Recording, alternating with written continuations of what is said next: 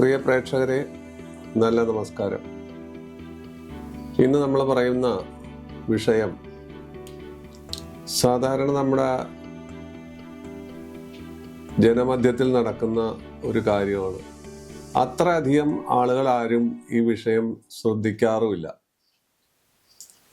ഇതിന് ഞാൻ കൊടുക്കുന്ന പേര് കുടത്തിലെ വിളക്ക് എന്നാണ്. ഒരു ദീപം കുടത്തിനകത്ത് കത്തിച്ചു വെച്ചാൽ അതിൻ്റെ പ്രകാശധാര ആ കുടത്തിനകത്ത് മാത്രം ഒതുങ്ങും. അതേ സ്ഥാനത്ത് ഒരു വലിയ ക്ഷേത്ര കവാടത്തിന് മുമ്പിലോ ഒരു മൈതാനത്തിലോ ഒരു ദീപം കൊളുത്തി വെച്ചാൽ അതിൻ്റെ പ്രഭ എവിടെയെല്ലാമോ പരന്ന് അതിൻ്റെ ഭംഗി നമ്മൾ ആസ്വദിക്കുന്നു. അതിൻ്റെ സുഗന്ധം നമ്മൾ നുകരുന്നു. ഇതുപോലെ നമ്മുടെ മനുഷ്യ ജീവിതത്തിൽ ഒരുപാട് പ്രശ്നങ്ങളുണ്ട്. ഇത് ഞാനീ പറയാൻ പോകുന്ന കഥ ഒരു മഹാമനുഷ്യന്റെ കഥയാണ്. ഈ മനുഷ്യൻ മലയാളിയാണ്. വടക്കേ ഇന്ത്യയിലാണ് ജീവിച്ചിരുന്നത്. വടക്കേ ഇന്ത്യയിൽ ആയ കാലം മുഴുവൻ ജീവിച്ച് അവിവാഹിതനായി ഒരു നഗരം, ആ നഗരത്തെക്കുറിച്ച് ഞാൻ പറയില്ല, കാരണം ഈ വ്യക്തി ആരാണെന്ന് അറിയപ്പെടാതിരിക്കാൻ വേണ്ടി അത് ഞാൻ ഒളിച്ചു വെക്കുകയാണ്. ആ മഹാനഗരത്തിൽ ചെന്നപ്പെട്ട് ആ നഗരത്തിൻ്റെ കഥയും ആത്മാവും എല്ലാം ഈ മനുഷ്യനായി അവിടുത്തെ ഭാഷ പഠിച്ച് അവിടുത്തെ പൗരനായി തീർന്ന് അവസാന നാളുകളിൽ അദ്ദേഹം കേരളത്തിലേക്ക് തിരിച്ചു വരികയാണ്. അപ്പോൾ അവിടെ ജീവിച്ചിരുന്ന കാലത്ത് അദ്ദേഹം എല്ലാവരും, ആബാലവൃദ്ധൻ ജനങ്ങളും ഈ മനുഷ്യനെ അറിയും.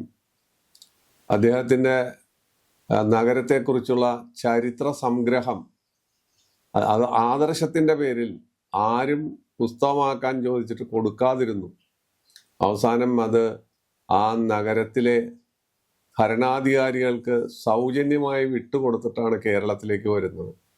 കേരളത്തിൽ വന്ന് തൻ്റെ ഗ്രാമത്തിൽ ഈ മനുഷ്യൻ ഒറ്റപ്പെട്ട്, ഭാര്യയോ കുടുംബമോ കുട്ടികളോ മറ്റൊന്നുമില്ല, അദ്ദേഹത്തിൻ്റെ ഒരു ബന്ധുവിൻ്റെ കൂടെ ആർക്കും വേണ്ടാത്ത ഒരു നാണയമായി ജീവിച്ച് അങ്ങനെ അലഞ്ഞു തിരിഞ്ഞു നടക്കും.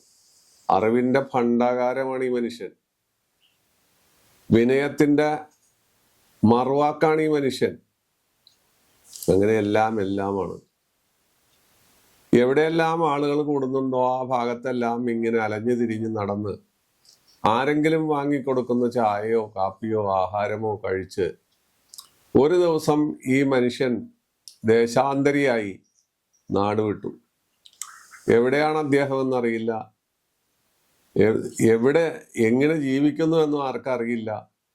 ഈ മഹാമനുഷ്യനെ കുറിച്ച് ആർക്കും വ്യക്തമായി യാതൊരു ധാരണയുമില്ല. ധാരണയുള്ളത് വടക്കേ ഇന്ത്യക്കാർക്കാണ്. അവർ ഇദ്ദേഹത്തിന്റെ നാടെവിടെയാണെന്ന് അന്വേഷിച്ചിട്ടില്ല, ഇദ്ദേഹത്തിന്റെ ശരിയായ പേരെന്താണെന്ന് അന്വേഷിച്ചിട്ടില്ല, ഇദ്ദേഹത്തിന്റെ മറ്റ് വിവരങ്ങളൊന്നും വടക്കേ ഇന്ത്യക്കാരും അന്വേഷിച്ചിട്ടില്ല. ഒരു ദിവസം അലഞ്ഞു തിരിഞ്ഞ് ഏകനായി നടന്ന അദ്ദേഹം തമിഴ്നാട്ടിലെ ചിദംബരം ക്ഷേത്രത്തിന്റെ സമീപത്ത് ഒരു അനാഥ ജഡമായി കിടക്കുകയും അത് ആ അനാഥ ജഡം കിടക്കുന്ന കാര്യം ഒരു പത്രവാർത്ത, ഒരു ചെറിയ വാർത്തയായി വരികയും അവിടെ നിന്ന് ഈ മൃതശരീരം ദഹിപ്പിക്കാനായി കൊണ്ടുപോകുന്ന സമയത്താണ് വടക്കേ ഇന്ത്യയിൽ നിന്ന് വന്ന ഏതോ ഒരു വിനോദസഞ്ചാരി ഇദ്ദേഹത്തെ തിരിച്ചറിഞ്ഞതും ഇത് നിസ്സാരക്കാരനല്ല, ഒരു മഹാമനുഷ്യനാണ് എന്ന് പറഞ്ഞതും ആ വാർത്ത അടുത്ത ദിവസം കത്തിപ്പടർന്നതും. അപ്പോൾ അദ്ദേഹത്തിൻ്റെ മൃതദേഹം സംസ്കരിച്ചു കഴിഞ്ഞു. മഹാപണ്ഡിതൻ, അനേകം ഗവേഷണങ്ങൾ നടത്തിയ മനുഷ്യൻ, ഈ ഗവേഷണങ്ങളും പുസ്തകങ്ങളും ഒന്നും വിറ്റ് കാശാക്കാതെ സൗജന്യമായി വടക്കേ ഇന്ത്യയിലെ ആ ഗ്രന്ഥശാലകൾക്കും നഗര അധികൃതർക്കും കൊടുത്ത ആ മനുഷ്യൻ കോടീശ്വരനാണ് സത്യത്തിൽ. ഈ പുസ്തകങ്ങളുടെ റോയൽറ്റി കൊണ്ടും അതുപോലെ ഗവേഷണ പ്രബന്ധങ്ങളുടെ റോയൽറ്റി കൊണ്ടും അദ്ദേഹത്തിന് വേണമെങ്കിൽ നേടാമായിരുന്നു. അദ്ദേഹം ഏതോ ആദർശത്തിന്റെ പുറകെ പോയി ഈ മനുഷ്യനിങ്ങനെ അനാഥനായി ചുറ്റിത്തിരിഞ്ഞ് ഏകാഗിയായി ചിദംബരത്ത് വെച്ച് അന്തരിക്കുകയാണ്. അന്തരിച്ച് ശവസംസ്കാരം നടത്തുന്നതിന് അല്പസമയം മുമ്പാണ് ഞാൻ ഈ പറയുന്ന സംഭവം നടക്കുന്നത്. അദ്ദേഹം ആരാണെന്ന് തിരിച്ചറിഞ്ഞതും പിറ്റേ ദിവസം പത്രത്തിൽ വാർത്ത വരുന്നതും ഈ മനുഷ്യന്റെ മഹത്വത്തെക്കുറിച്ച് 4 കോളം ന്യൂസുകൾ വരുന്നതും അദ്ദേഹത്തിന്റെ കുടുംബം എവിടെയാണ് എന്താണെന്നൊക്കെ അന്വേഷിച്ച ആളിലെത്തുന്നതും കേരളത്തിലെ ഈ ഗ്രാമത്തിൽ വന്ന് അന്വേഷിക്കുന്നതൊക്കെ ചെയ്യുന്നത്. ഇതെന്താണ് ഇതിന്റെ വിധി വൈപരീത്യം എന്നുള്ളതാണ് ചോദ്യം. മഹാപ്രതിഭ, പണ്ഡിതൻ, ഗ്രന്ഥകർത്താവ്, അതുപോലെ ഗവേഷകൻ, എന്നിട്ട് ഈ മനുഷ്യൻ അഷ്ടിക്ക് വകയില്ലാതെ ആളുകളുടെ മുമ്പിൽ കൈനീട്ടിയും ആളുകളുടെ ഔദാര്യം സ്വീകരിച്ചും ചിദംബരം ക്ഷേത്രത്തിന്റെ ചുറ്റുവട്ടത്ത് ഒരു ഭിക്ഷാടകനുമായി നടന്ന് കാലം കഴിക്കുക എന്ന് പറയുന്ന അവസ്ഥ ഒന്ന് ആലോചിച്ചു നോക്കും. ഇത് നമ്മുടെ നാട്ടിൽ നടക്കുന്ന ഒരു കാര്യമാണ്. പക്ഷെ മറ്റു പലരും ഈ കഥയെക്കുറിച്ചോ ഇത്തരം കഥകളെക്കുറിച്ചോ ആരും അന്വേഷിക്കാറില്ല. നമ്മളെല്ലാം തിരക്കിലാണ്, ലോകം തന്നെ തിരക്കിലാണ്, എല്ലാം തിരക്കാണ്. അപ്പോ ഇത്തരം കഥകളൊന്നും ആരും അന്വേഷിക്കുന്നില്ല. അപ്പൊ ഈ കഥ അന്വേഷിച്ചു, ഇദ്ദേഹത്തെ കുറിച്ച് അറിഞ്ഞു. അദ്ദേഹത്തിന് ആ വടക്കേ ഇന്ത്യയിലെ ആ നഗരത്തിൽ സ്മാരകങ്ങൾ ഉയരുന്നു. അദ്ദേഹത്തിന്റെ പേരിൽ അദ്ദേഹം കൊടുത്ത പല പ്രബന്ധങ്ങളുടെയും, ഡോക്ടറേറ്റ് നേടാവുന്ന തരത്തിലുള്ള ഗവേഷണ പ്രബന്ധങ്ങളുടെയും പ്രതിഫലം വരുന്നു. ഏറ്റുവാങ്ങാൻ ആളില്ല, ആള് പോയി കഴിഞ്ഞു. ആള് ഒരു പിടി ചാരമായി, അന്ത്യകർമ്മങ്ങൾ ചെയ്യാൻ പോലും ആരുമില്ലാതെ ഈ മനുഷ്യൻ മറഞ്ഞു കഴിഞ്ഞിരിക്കുന്നു. ആ മറഞ്ഞു കഴിഞ്ഞ സമയത്താണ് ജീവിച്ചിരുന്നപ്പോൾ ഒരു ഉരുള ചോറ് ചോദിച്ച ആൾക്ക് മരണാനന്തരം ചോറിൽ കുഴിച്ചിടേണ്ട അവസ്ഥ വന്നു എന്ന് പറയുന്ന രീതിയിലായിരിക്കുന്നു. എന്താണ് ഇതിന്റെ കാരണം? എവിടെയാണ് ഇതിന്റെ കുഴപ്പം? എവിടെയാണ് അതിന്റെ കൈത്തെറ്റ്? എന്തായിരിക്കാം ഇതിന്റെ പിന്നിലെ കഥ? ഈ കഥ തീർന്നു. ഈ കഥയുടെ അവസാനത്തെ റീലാണ് ഈ പറഞ്ഞത്. ഇനി മറ്റൊരു കഥയിലേക്ക് വരികയാണ്. ഇതൊരു ഭാഗവതരുടെ കഥയാണ്. ഭാഗവതർ സംഗീതത്തിന്റെ മറുകര കണ്ടയാളാണ്. അദ്ദേഹം അനേകം ശിഷ്യസമ്പത്തുള്ള ആളാണ്. നയാ പൈസ പ്രതിഫലം പറ്റാതെയാണ് സംഗീതം എല്ലാവരെയും അഭ്യസിപ്പിച്ചത്. അദ്ദേഹം ഹരിശ്രീ കുറിച്ച ഒരുപാട് വ്യക്തികൾ സംഗീതജ്ഞന്മാരായും സിനിമാ ഗായകന്മാരായും മറ്റെല്ലാം പ്രസിദ്ധി നേടിയിട്ടുണ്ട്. പക്ഷെ ഇദ്ദേഹം ദരിദ്രനാണ്. ഇദ്ദേഹത്തിന്റെ പേര് പറയാൻ തൻ്റെ ശിഷ്യന്മാർക്ക് താല്പര്യമില്ല. ഒരുവിധം പറക്കമുറ്റെ പറന്നു കഴിയുമ്പോൾ അവർ വലിയ വലിയ സംഗീത ചക്രവർത്തിമാരുടെ ശിഷ്യന്മാരാണ് അല്ലെങ്കിൽ ശിഷ്യകളാണ് എന്ന് പറയാനാണ് അവർക്ക് താല്പര്യം. ഈ മനുഷ്യനെ ആരും ഗണിക്കാറില്ല. ഈ മനുഷ്യൻ ഗുരുവായൂര്, വൈക്കം, അതുപോലെ അന്നദാനമുള്ള ക്ഷേത്രങ്ങളുടെ സമീപത്തെല്ലാം പോയിരുന്ന് സംഗീതാലാപനം നടത്തി ആനപ്പന്തലിലും ഊട്ടുപുരയ്ക്ക് സമീപമൊക്കെ ഇരുന്ന് പാടി ആരും ഈ മനുഷ്യനെ തിരിച്ചറിയുന്നില്ല. തിരിച്ചറിയുന്ന ആളുകളാണെങ്കിൽ കണ്ടാൽ കണ്ണടച്ചു പോകും, കണ്ടാൽ എന്തെങ്കിലും സഹായം ചെയ്യേണ്ടി വരുമല്ലോ എന്ന് കരുതിയിട്ട് മാറിപ്പോകും. അവസാനം ഇത്ര വലിയ ശിഷ്യസമ്പത്തുള്ള ആ മനുഷ്യന്റെ ഗതികേടെന്തെന്ന് വെച്ചാൽ അനാഥ ജഡമായി ഏതോ ഗ്രാമത്തിൽ മരിച്ചു കിടക്കുന്ന വാർത്തയാണ് കണ്ടത്. മരണശേഷമാണ് ഇദ്ദേഹത്തിന്റെ മഹത്വത്തെക്കുറിച്ച് ആളുകൾ പുകഴ്ത്തി പറഞ്ഞതും പുകഴ്ത്തിപ്പാടിയത്. ആ സമയത്ത് അദ്ദേഹം കടന്നു പോയി കഴിഞ്ഞിരിക്കുന്നു. ആഹാരത്തിന് വകയില്ലാതെ പട്ടിണി കിടന്നും, അതുപോലെ ക്ഷേത്രത്തിന്റെ സമീപത്ത് എവിടെയെങ്കിലും ഊട്ടുവരയുടെ സമീപത്തോ ആനപ്പന്തലിന്റെ സമീപത്തോ ഒരു മുണ്ടും ഷർട്ടും മാത്രമായി കൈ തലക്കൽ ചുരുട്ടി വെച്ച് കിടന്നുറങ്ങി. അമ്പലക്കുളത്തിൽ കുളിച്ചാൽ കുളിച്ചു, അല്ലെങ്കിൽ ഇല്ല എന്നുള്ള രീതിയിൽ ജീവിച്ച ആ മഹാപ്രതിഭ മൺമറഞ്ഞപ്പോൾ അദ്ദേഹത്തിന് സ്മാരകങ്ങൾ വരുന്നു, അദ്ദേഹത്തെക്കുറിച്ച് സ്തുതിപാഠകർ വരുന്നു. ഇതാ വരുന്നു വലിയ വലിയ ഗായകന്മാർ, എൻ്റെ ഗുരുവായിരുന്നു അദ്ദേഹം എന്ന് പറഞ്ഞ് അദ്ദേഹത്തെ പുകഴ്ത്തി പറയുന്നു. അങ്ങനെ ഒരു സംഭവം. അപ്പൊ രണ്ടാമത്തെ കഥയും ഇവിടെ റീല് പൂർത്തിയായി. മൂന്നാമത്തെ കഥ രാഷ്ട്രീയത്തിലേക്കാണ് വരുന്നത്. തനി കുചേലൻ, അതാണ് ആ രാഷ്ട്രീയക്കാരനെ പറയാനുള്ള വാക്ക്. ഏവർക്കും സഹായിയായി ഒരു പ്രത്യേക ആദർശത്തിൻ്റെ പേരിൽ അദ്ദേഹം ജനസേവനം നടത്തി. അദ്ദേഹത്തിന് വീടില്ല, വിവാഹം കഴിച്ചിട്ടില്ല, കുട്ടികളില്ല, മറ്റൊന്നുമില്ല. ബന്ധുക്കളായി പറയുന്ന ആളുകൾ ആരും അദ്ദേഹത്തെ അംഗീകരിച്ചിരുന്നില്ല. കാരണം അദ്ദേഹം നയാ പൈസ ഒരാളിൽ നിന്നും കൈക്കൂലി വാങ്ങുകയോ പ്രതിഫലം വാങ്ങുകയോ ചെയ്യാത്തൊരു മനുഷ്യനായിരുന്നു. ആ മനുഷ്യൻ തൻ്റെ കയ്യിൽ എന്തെങ്കിലും ബാക്കിയുണ്ടെങ്കിൽ, ഒരു ദിവസം എവിടെ നിന്നെങ്കിലും എന്തെങ്കിലും കിട്ടിയാൽ ബാക്കി വന്നാൽ അത് ഏതെങ്കിലും പാവപ്പെട്ടവന് കൊടുത്ത് ഉറങ്ങാൻ നേരത്ത് യാതൊന്നുമില്ലാതെ പാർട്ടി ആഫീസിന്റെ ഇറയത്തോ മറ്റു സ്ഥലത്ത് എവിടെയെങ്കിലും കിടന്നുറങ്ങിയിരുന്ന ഒരു വ്യക്തിയായിരുന്നു. പ്രസ്ഥാനം രണ്ടായി പിളർന്ന സമയത്ത് അദ്ദേഹം ഒരു ന്യൂനവിഭാഗത്തിന്റെ പ്രതിനിധിയായി മാറിയപ്പോൾ അദ്ദേഹത്തെ ഭൂരിപക്ഷം പേരും മറന്നു. പക്ഷേ ആ സമയത്ത് അദ്ദേഹത്തെ ഈ ന്യൂനപക്ഷ വിഭാഗം പഞ്ചായത്ത് ഇലക്ഷന് നിർത്തി. പക്ഷെ ഭൂരിപക്ഷ വിഭാഗം അദ്ദേഹത്തെ കെട്ടിവച്ച കാശില്ലാതെ തോൽപ്പിച്ച് അങ്ങനെയും അപമാനിച്ചു. നിസ്വാർത്ഥ സേവനവും ആത്മാർത്ഥതയും സ്നേഹവും കൊണ്ടു നടന്ന ആ രാഷ്ട്രീയക്കാരൻ ഹതാശയനായി നാടുവിടുകയാണ്. നാടുവിട്ട് വീടും നാടുമില്ലാത്തൊരു നാടോടിയെ പോലെ എവിടങ്ങളിലെല്ലാമോ അലഞ്ഞ് അവസാനം കാശിയിൽ ഒരു കൂട്ടര് ദർശനത്തിന് പോയപ്പോൾ അവിടെ ഭൂതം ഭാവി വർത്തമാനം എന്ന് ഹിന്ദിയിൽ എഴുതി വെച്ച്, ഭൂതം ഭാവി വർത്തമാനം എന്ന് ഹിന്ദിയിൽ ലിഖിതം ചെയ്ത് കൈനോട്ടം നടത്തുന്നതായ കാഴ്ചയാണ് കണ്ടത്. അവിടെയും അദ്ദേഹം ഗുണം പിടിച്ചതായി ഒരാൾക്കും തോന്നിയിട്ടില്ല. പിന്നീട് അവിടെ നിന്നും ആ മനുഷ്യൻ അപ്രത്യക്ഷനായി എവിടെയോ എന്നോ എപ്പോഴോ കാലം ചെയ്തു. എന്നാണെന്ന് അറിയില്ല. ആദ്യത്തെ രണ്ട് കഥയിലും എവിടെ കിടന്നാണ് കാലം ചെയ്തതെന്ന് പറഞ്ഞു. അങ്ങനെ കാലം ചെയ്തു. ജനസേവനം ചെയ്ത് ജനങ്ങൾക്ക് വേണ്ടി ജീവിച്ച് ജനങ്ങൾക്ക് വേണ്ടി എല്ലാം ത്യജിച്ച് നടന്ന മനുഷ്യന്റെ അനുഭവമാണ് ഈ പറയുന്നത്. കെട്ടിവെച്ച കാശില്ലാതെ തോറ്റ് നാട്ടിൽ നിന്ന് നിരാശപ്പെട്ട് രക്ഷപ്പെട്ട് ആദർശ രാഷ്ട്രീയത്തിന്റെ വഴിയിൽ നിന്ന് കൈനോട്ടത്തിന്റെ വഴിയിൽ ചെന്ന് അവിടെ നിന്ന് എവിടെയോ കിടന്ന് അന്തരിച്ച്, എവിടെയാണെന്ന് ആർക്കും അറിയില്ല. അദ്ദേഹത്തെക്കുറിച്ച് സ്മാരകങ്ങളില്ല, അദ്ദേഹത്തെക്കുറിച്ചൊന്നും ആരും ഓർക്കുന്നില്ല.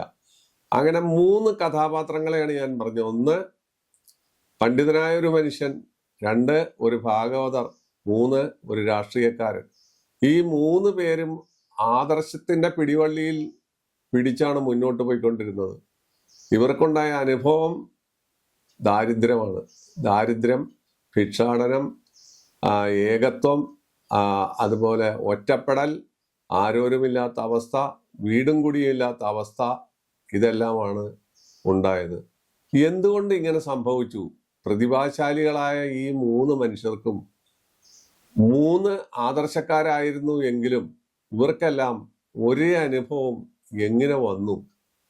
അവർക്ക് വിദ്യാഭ്യാസമുണ്ട്, ബുദ്ധിയുണ്ട്, മേധാശക്തിയുണ്ട്, തീഷ്ണതയുണ്ട്, എല്ലാമുണ്ട്. പക്ഷെ ഇതിനെയെല്ലാം തട്ടിക്കളഞ്ഞ് വിധി ഇവരെ ചവിട്ടിത്താത്തി വെറും കുപ്പത്തൊട്ടിയിലെ ചവറായി എറിഞ്ഞു എന്നുള്ളതാണ് സത്യസ്ഥിതി. എങ്ങനെ സംഭവിച്ചു? ഇത് സംഭവിക്കാവുന്ന കാര്യങ്ങളെന്ന് പറയുന്നത് ഇവർക്ക് അറിവും അതുപോലെ അവരുടെ ചിന്താശേഷിയും മേധാശക്തിയും എല്ലാം കൊടുക്കുന്നത് ബുധനോ ശുക്രനോ വ്യാഴമോ ആയിരിക്കും. പക്ഷേ ഈ ഗ്രഹങ്ങൾക്ക് സാധാരണഗതിയിൽ മൗഢ്യം വരാം, അല്ലെങ്കിൽ അവർക്ക് ഏതെങ്കിലും മോശം അവസ്ഥ വരാം. അവർ നിൽക്കുന്നത് ഒരുപക്ഷെ നീചത്തിലായിരിക്കാം, ഇല്ലെങ്കിൽ മൗഢ്യത്തിലായിരിക്കാം. അതുപോലുള്ള കാര്യങ്ങൾ ഉണ്ടാകാം. അതുകൊണ്ടായിരിക്കാം ഒരു പ്രത്യേക സാഹചര്യത്തിൽ നീചഭംഗ രാജയോഗം ഉണ്ടായിരുന്നെങ്കിൽ അവർ രക്ഷപ്പെട്ടു പോയേനെ. നീചമായി വരുമ്പോൾ, അവിടെ നീചഭംഗം ഇല്ലാതെ വരുമ്പോൾ, അതുപോലെ വ്യാഴത്തിനെ പോലെയോ ശുക്രനെ പോലെയോ ഉള്ള ആളുകൾക്ക് മൗഢ്യം വരുമ്പോൾ ഉണ്ടാകുന്ന ഒരു പ്രത്യേക കലാമിറ്റിയാണ് നമ്മളിവിടെ കണ്ടത്.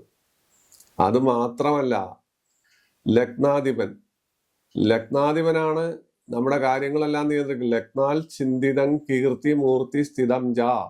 ഒരാളുടെ കീർത്തി, മൂർത്തി, സ്ഥിതി, നിറം, പ്രവൃത്തി, കാര്യങ്ങൾ, വാക്ക്, വാചകം ഇതെല്ലാം ലഗ്നാധിപനുമായിട്ട് ബന്ധപ്പെട്ടാണ് നിൽക്കുന്നത്. അപ്പൊ ആ ലഗ്നാധിപന് എന്തെങ്കിലും ദോഷം സംഭവിച്ചിരിക്കാം. എന്താണ് സംഭവിച്ചതെന്ന് നമുക്കറിയില്ല. ഈ 3 പേരുടെയും ജാതകമൊന്നും നമ്മൾ അന്വേഷിച്ചിട്ട്, അപ്പൊ ഈ 3 പേരുടെ കഥകൾ മാത്രമേ നമ്മൾ അന്വേഷിച്ചിട്ടുള്ളൂ.